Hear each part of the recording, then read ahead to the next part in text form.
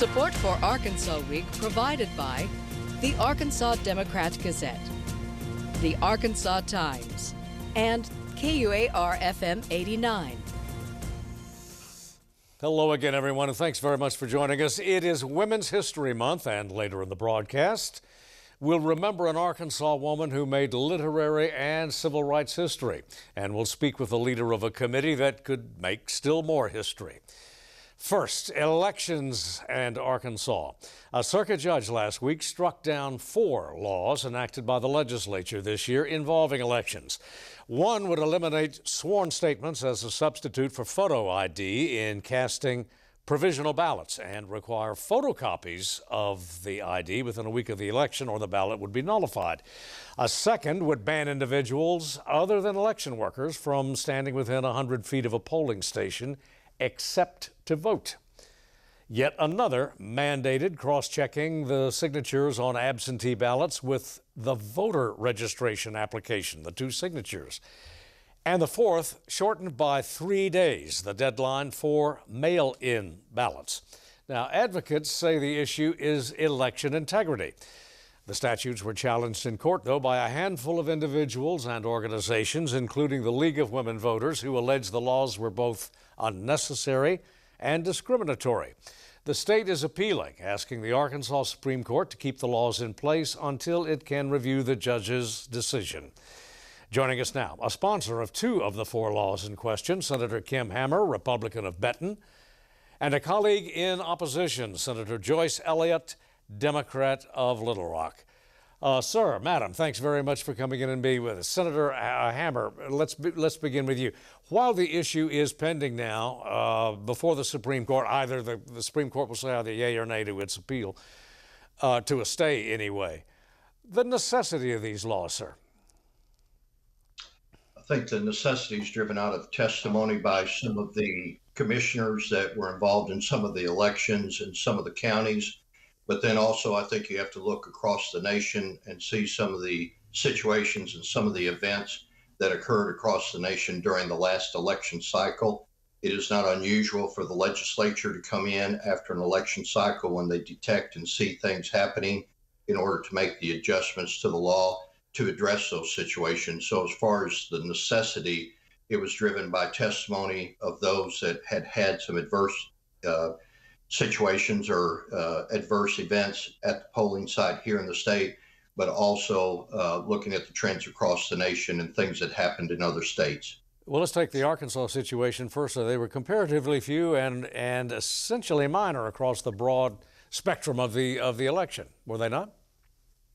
I'm sorry, repeat that question, please. Yeah, the incidents in Arkansas to which you refer were comparatively few given the scope of the election, or not? Well, in some cases, they were minor if you would compare them to what happened in other parts of the country. But again, I think one of the jobs of the legislature is that if you see things happening in other parts of the country, you want to be proactive and look at what you have in place in the laws with regards to the election guidelines or rules or laws, and you go ahead and do preemptive measures in order to make sure that it doesn't happen here in the state. So there were some things that happened in some counties, including Pulaski County, that testimony was given in committee meeting that substantiated the reasoning behind the bills. All right, Senator Elliott. Well, or 2 things here. I understand doing something based on maybe what happened in other parts of the country if we could legitimize it. And we know from so much testimony and reporting that so many things that were fantasies that people just made up, whether or not these things happen or not, is really problematic. And for us to change our laws based on spurious and unverified issues that did not happen in other parts of the country, and change our laws in conflict with the Constitution that says that we should be doing everything we can to make voting easier for folks who are eligible and doing the right things, because the wording in the Constitution is that access to the ballot should be unimpaired. And what we've done is changed 4 laws, enacted 4 laws to do just exactly that, to impair the vote for some reason that we don't have good evidence to do so. If we were a state where we had demonstrative veering away from whatever's the lawful way to cast your ballot, that would make some sense to me. But in all the testimony and the discussion on the Senate floor, that was just not the case. I don't know anybody who's against voter integrity, but voter integrity in Arkansas is simply not an issue. And we pass laws in conflict with the Constitution, especially about impairment, but we didn't have to. Arkansas ranks the lowest in the country for the percentage of people who are voting, and the lowest in the country for the number of people who are registered to vote. And among those that are registered, the lowest for their going to the polls. So we need to be going in the other direction, trying to figure out a way to get more people to come vote and not feel as if somehow the voting is going to be impaired. Well, the advocates of these laws indicate that contend that public confidence in the election process has been so shaken that statutes such as these are necessary to ensure public confidence in the political process. You disagree? I absolutely I do disagree, because we don't have the evidence of that. Now, I will absolutely concede that we have manufactured ways to try to create a lack of public confidence, but manufacturing something that is simply not there is not a good enough reason to impair something as important as the vote. But that's what's happened, and that has happened across the country, this manufacturing of reasons to pass laws that are not necessary. And we don't have the evidence to prove that they're necessary. Senator Hammer, let me quote from the Judge Griffin's ruling, the trial judge who declared the statutes unconstitutional. He referred to the rationale behind them as conjecture, surmise, misinformation, fear-mongering. I suspect you don't agree with that. Yeah, you would suspect, right, because I want to go back to a point that Senator Elliott made. Go ahead. If this was just conjuncture, if this was just things that were designed around conspiracy theories, that would be one thing. But all you have to do is go up and look at Wisconsin and what's happening in Wisconsin. The legislature in Wisconsin appointed a special committee that was led by a justice who went in and did an investigation. Those findings came out 2 weeks ago. Some of the issues that you find up there, whether they are present in Arkansas or not, gives warrant to the reason why we need to make sure that our laws are not providing not only easy access, but also providing safe access to make sure that the vote is secure. With regards to Judge Griffin, we all knew before it went there, at least those of us on this side of the issue, that these laws would probably be stricken down. It was just like the announcers during the Razorback game. Their mind was already made up before the game was played.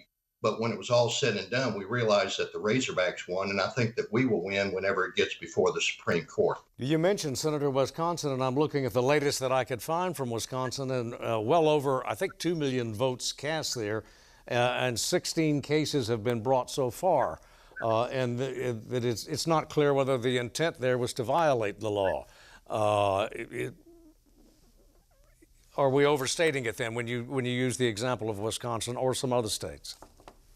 Well, I think what you'll find is that as we move through the states, because with regards to getting the vote certified, unfortunately, because of the time frame of which a vote is certified, it doesn't always allow for the investigative portion of the election and what happened around the election.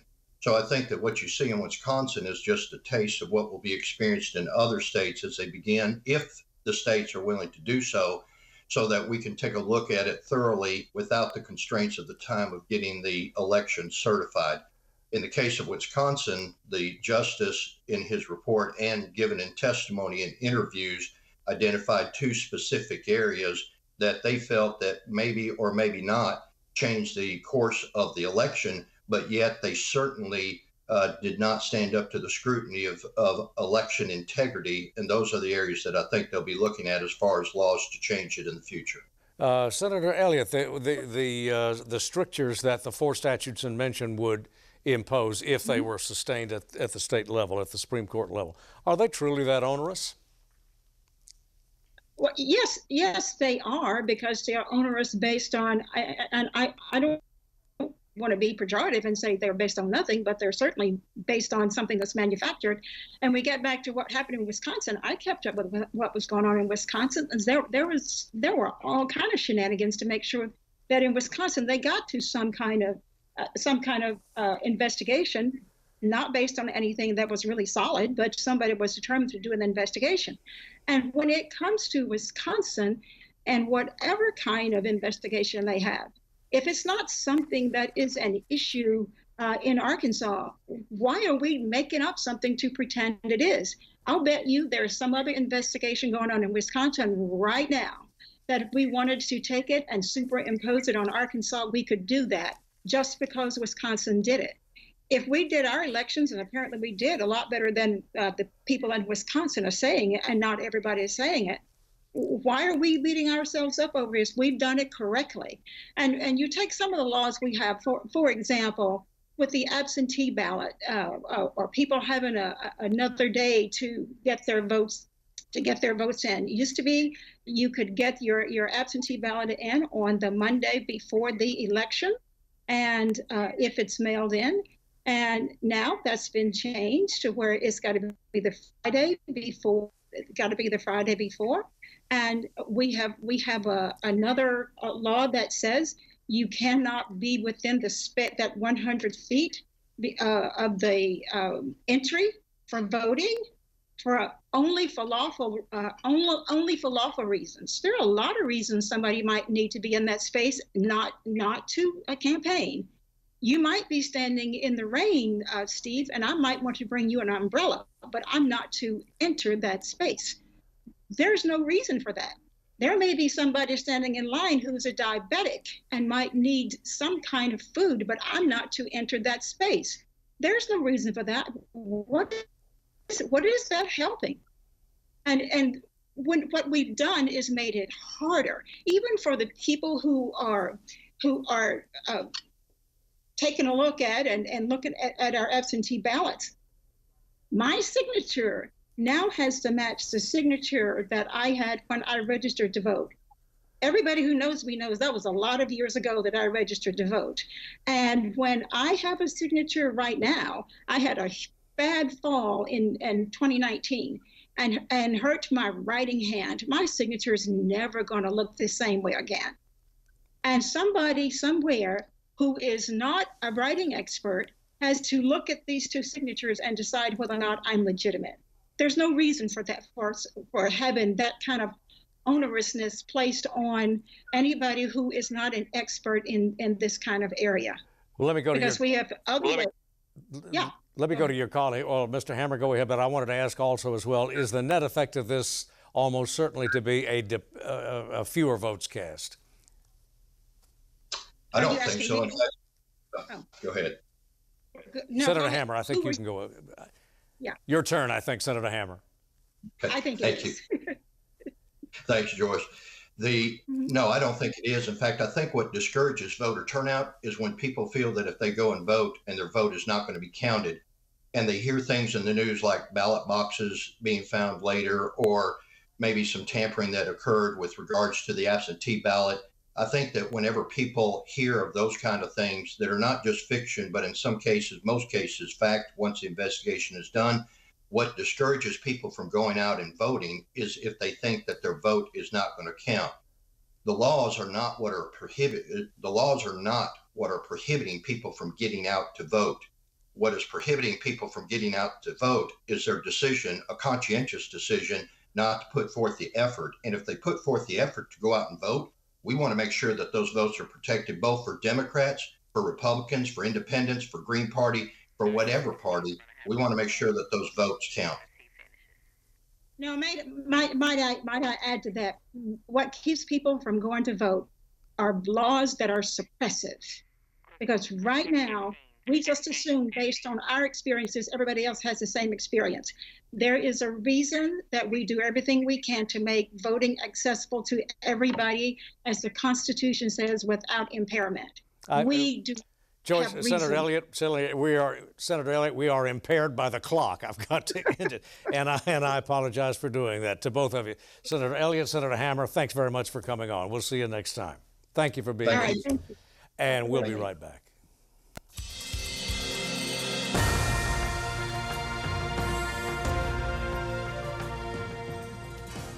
And we are back. First Arkansas Commission on the Status of Women was created longer than a half-century ago, and it has had 4 earlier incarnations, now a 5th, impaneled by Governor Hutchinson last month. In reconstituting the commission, Mr. Hutchinson specifically charged it with examining barriers to women in the workplace. And to direct the effort, he looked to his own workplace. Alison Williams is the governor's chief of staff and now chair of the commission, and she joins us here in the studio now. Ms. Williams, thanks very much for coming in. In the governor's proclamation, he said that women are a profound fundamental. They're fundamental to the economic and social and cultural and political stuff of Arkansas. And then he goes on to say, but research is needed to analyze the role they play. Why? I mean, it ought to be obvious then. Well, right, and it's obvious that women make up half of the population of the state. I mean, that's normal in human relations, right? But it is clear that there remains a pay gap still, that there are more women employed in lower wage jobs than are relative to men, both here and in Arkansas, but also in the rest of the country.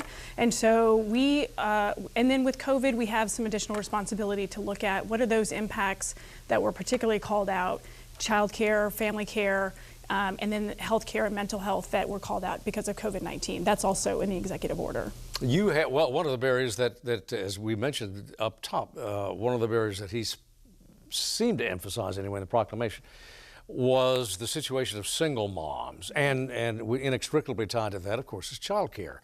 What can you do how to approach that? Yeah, well, that is exactly a huge part of what we're going to be looking at and talking with women throughout the state to get their impact, their feedback on that. So, of course, if you have a partner, if you're married or you have a strong family network in a community in which you live, perhaps child care and family care is a little bit easier to address. If you're a single mother without a support network or without family around, that becomes much more untenable. And so he specifically wanted to look at not just what does it mean for child care and family care for all women in Arkansas, but what does it mean when there's very little support network around some of those women. Well, another thing that he mentioned also was the entry of women into the technical and scientific profession. For longer than a decade now, I think women have enrolled in law school, for example, have far outnumbered men. And they are claiming, justifiably so, a greater share of the seats in legislative bodies, executive branches. But there does seem to be a lag in the scientific professions, perhaps absent med school itself. How to address that? Well, I think you'll also see research that shows that after 8th grade, girls in STEM fields, engineering and math and science and technology, really start to drop off. And so our partner with the Women's Commission, with Women's Commission, the Women's Foundation, has done a lot of work and research around this over the last 25 years. So looking at ways to make sure that we don't lose those girls in middle school to go on to those technical fields. We want to see the same success that we're seeing in law school and in higher education in general continue in these other specific fields. Well, your employer is going to leave office. The man who commissioned this commission will leave office in January.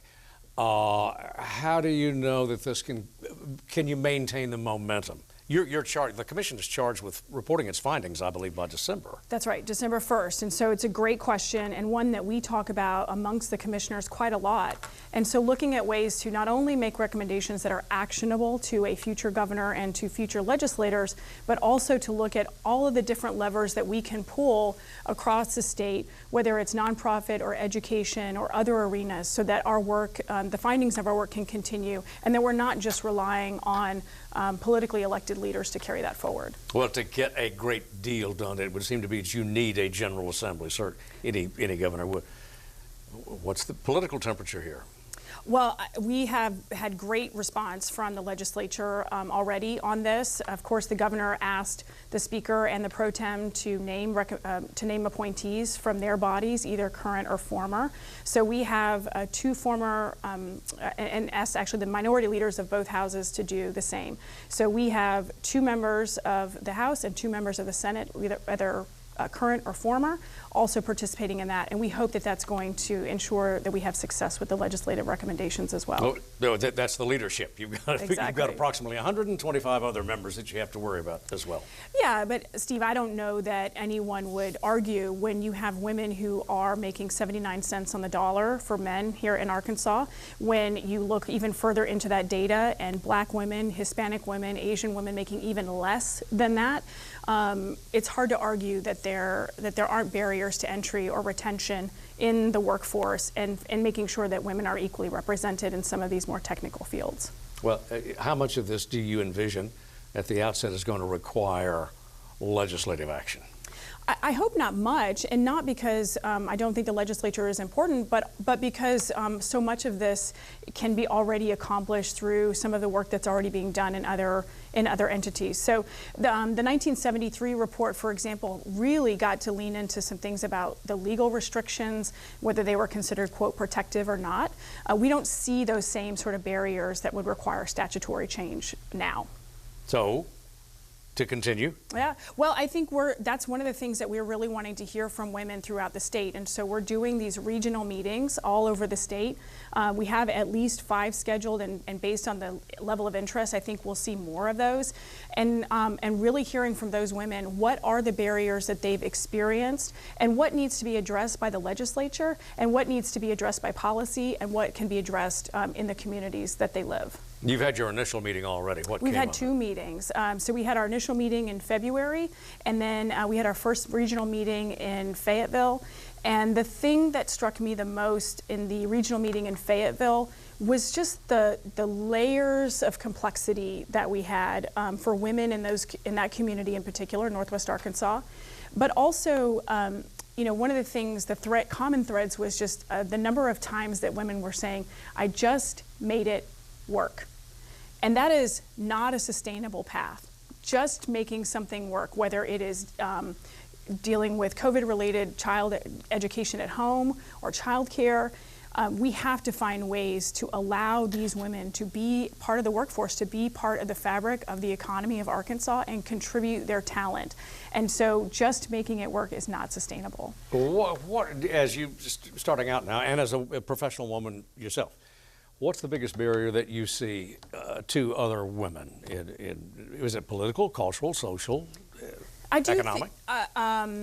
My personal opinion is that it is largely cultural and social, and so these are things that are not necessarily in the purview of political legislation or political approach. And so what I would like to see, and what I believe has been barriers in the past, is this resilience of women, us continuing to try to make things work and not asking for the things that would bring us up to par, whether it's making sure that we are demanding from our partners equal sort of work at the home, or demanding that we are paid equally to men for the same jobs. We have a responsibility to make sure that women have the confidence and not expect that they're going to just have to make it work. Have you consulted with the state chamber on some of this? Not yet, but I expect that they will be a significant portion of the conversation as well. Well, when you talk about how this is not necessarily amenable to legislative or political solutions, social and cultural problems of the past have in fact required legislative or political or even judicial intervention. What's different? I think the work that's been done before has made it different. We don't see the laws in place, and we did have had some conversations about some specific areas.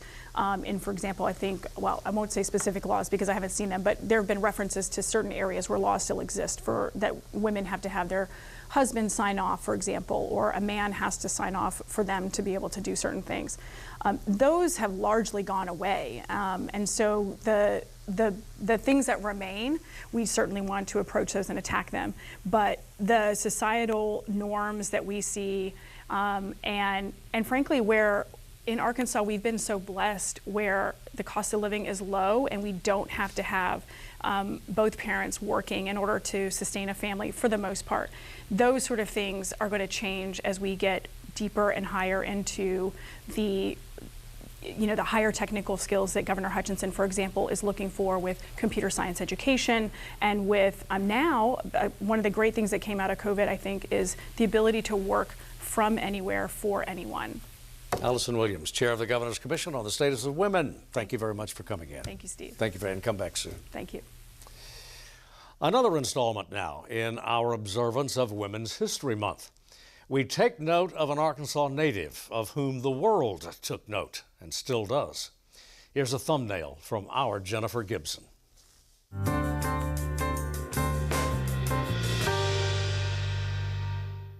I Know Why the Caged Bird Sings begins here, at the Colored Methodist Episcopal Church in Stamps, Arkansas. Maya Angelou's first book, an autobiography, includes a black child's experience in the segregated South. We had to cross the pond and adventure the railroad tracks. We were explorers walking without weapons into man-eating animals territory. In 1931, at about the age of 3, Marguerite Maya Angelou arrived in Stamps with her older brother Bailey Jr. to live with their grandmother. Angelou's rough beginning led to an incredible life. She was known to say that her childhood formed her ideas about fairness and led to her award-winning work for human rights.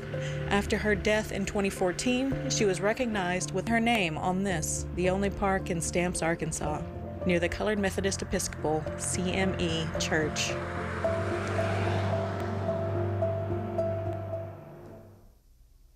And that's it for us for this week. Thanks for joining us. As always, see you next week.